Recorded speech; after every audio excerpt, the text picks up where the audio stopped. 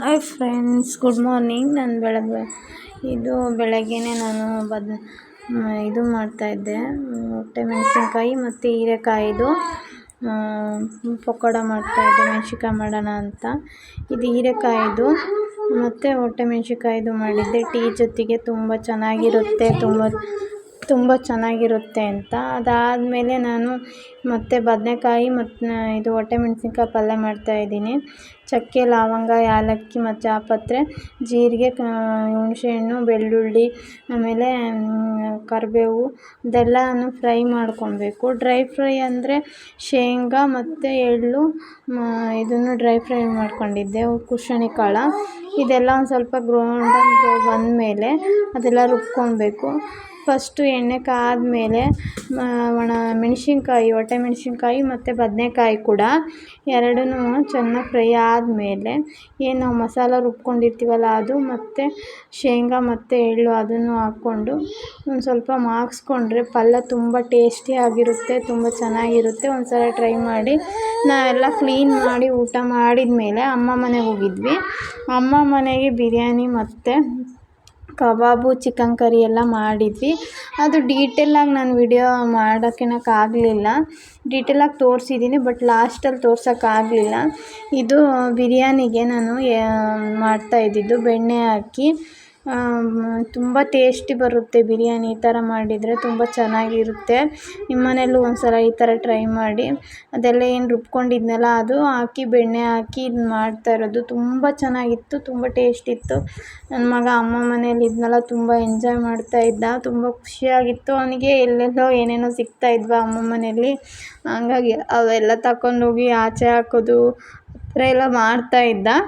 ಅದನ್ನು ಹಾಗೆ ತೋರಿಸಿದ್ದೀನಿ. ಇದೆಲ್ಲ ಬಿರಿಯಾನಿಗೆ ಮಸಾಲೆ ಎಲ್ಲ ಒಂದು ಸ್ವಲ್ಪ ಎಣ್ಣೆ ಬಿಟ್ಟ ಮೇಲೆ ಚಿಕನ್ ಹಾಕ್ಬಿಟ್ಟು, ಚಿಕನ್ನೆಲ್ಲ ಒಂದು ಸ್ವಲ್ಪ ಮಸಾಲೆ ಹಿಡಿದ್ಮೇಲೆ ಅಕ್ಕಿ ಹಾಕಿ, ಅಕ್ಕಿ ಸ್ವಲ್ಪ ಹಾಗೇ ವಾಶ್ ಮಾಡಿ ಹಾಕಿದ ಮೇಲೆ ಬಿಸಿ ನೀರು ಕಾಯಿಸ್ಕೊಂಡು ಅದಕ್ಕೆ ಎಷ್ಟು ಬೇಕೋ ಅಷ್ಟು ಬಿಸಿ ನೀರು ಕಾಯಿಸಿರ್ತೀವಿ. ಇದು ಅಕ್ಕಿ ಆಲ್ರೆಡಿ ಮಸಾಲೆ ಹಿಡಿದು ನಾವು ಯಾವಾಗಲೂ ಹಾಕ್ತೀವಲ್ಲ ಆ ಥರ ನೀರು ಹಾಕಬೇಡಿ, ಸ್ವಲ್ಪ ಕಡಿಮೆನೇ ಹಾಕ್ರಿ. ಆಮೇಲೆ ನಾವು ಕಬಾಬ್ ಕೂಡ ಮಾಡಿದ್ವಿ. ಅದೆಲ್ಲ ಮಾಡ್ಕೊಂಡು ಊಟ ಮಾಡಿ ನಾವು ನೈಟ್ ಅಲ್ಲೇ ಸ್ಟೇ ಆಗಿದ್ವಿ. ಮಾರ್ನಿಂಗ್ ನಾನು ಊರಿಗೆ ಬಂದಮೇಲೆ ಒಣಮೀನು ಸಾರು ಮಾಡ್ತಾಯಿದ್ದೆ. ಹಸಿ ಶುಂಠಿ, ಬೆಳ್ಳುಳ್ಳಿ, ಕಾಯಿ, ಕೊತ್ತಂಬರಿ ಸೊಪ್ಪು, ಟೊಮೊಟೊ, ಈರುಳ್ಳಿ, ಆಮೇಲೆ ಕಾಳುಮೆಣಸು, ಜೀರಿಗೆ, ಜಾಪತ್ರೆ, ಚಕ್ಕೆ, ಲವಂಗ, ಏಲಕ್ಕಿ. ಇದು ಒಣಮೀನೆಲ್ಲ ಕಟ್ ಮಾಡಿ ಇಟ್ಕೊಂಡಿದ್ದೀನಿ. ಫಸ್ಟು ಒಣಮೀನು ಕಟ್ ಮಾಡಿ ಇಟ್ಕೊಂಡ್ಮೇಲೆ ನೀಟಾಗಿ ವಾಶ್ ಮಾಡಬೇಕು, ಅದನ್ನೆಲ್ಲ ಹುರಿದು ವಾಶ್ ಮಾಡಿದ ಮೇಲೆ ಎಣ್ಣೆ ಕಾದ್ಮೇಲೆ ಏನು ನಾನು ಮಸಾಲ ತೋರಿಸಿದ್ನಲ್ಲ ಅದು ರುಬ್ಕೊಂಡು ಅದು ನೀಟಾಗಿ ಎಣ್ಣೆ ಬಿಟ್ಟ ಮೇಲೆ ನೀರು ಹಾಕಿ ಕುದಿ ಬಂದಮೇಲೆ ಅದನ್ನೆಲ್ಲ ಕಾಳೆಲ್ಲ ನಾನು ಕಡಲೆಕಾಳು ಹಾಕಿದ್ದೆ.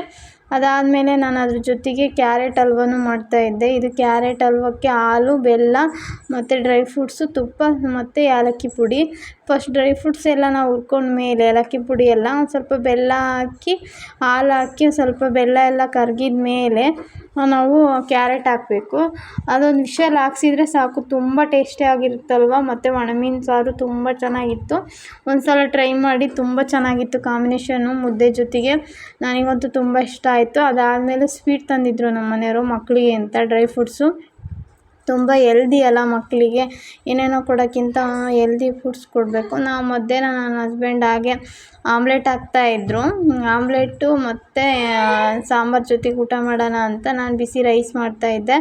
ಅದಾದಮೇಲೆ ನಾನು ಇಡ್ಲಿಗೆ ಅಕ್ಕಿ ನೆನೆಹಾಕೋಣ ನಾಳೆಗೆ ಅಂತ ನಾನು ಅಕ್ಕಿ ಕೂಡ ನೆನೆಹಾಕ್ತಿದ್ದೆ. ಅದಕ್ಕೆ ನಾನು 2 ಕಪ್ಪು ಅಕ್ಕಿ ಹಾಕಿದರೆ ಒಂದು ಅರ್ಧ ಕಪ್ಪು ಉದ್ದಿನಬೇಳೆ, ಕಡಲೆಬೇಳೆ ಮತ್ತು ಮೆಂತ್ಯ ಕಾಳು ಇಷ್ಟನ್ನು ಹಾಕ್ತೀನಿ. ಇಷ್ಟು ಹಾಕಿದರೆ ತುಂಬ ಟೇಸ್ಟಿಯಾಗಿ ಬರುತ್ತೆ, ತುಂಬ ಚೆನ್ನಾಗಿರುತ್ತೆ. ಒಂದು ಸಲ ಟ್ರೈ ಮಾಡಿ ನಿಮ್ಮ ಮನೆಯಲ್ಲೂ, ತುಂಬ ಚೆನ್ನಾಗಿ ಬರುತ್ತೆ ಸಾಫ್ಟಾಗಿ. ನಾನು ನೆಕ್ಸ್ಟ್ ವ್ಲಾಗಲ್ಲೂ ತೋರಿಸ್ತೀನಿ ಅದನ್ನ. See in the next vlog. Bye.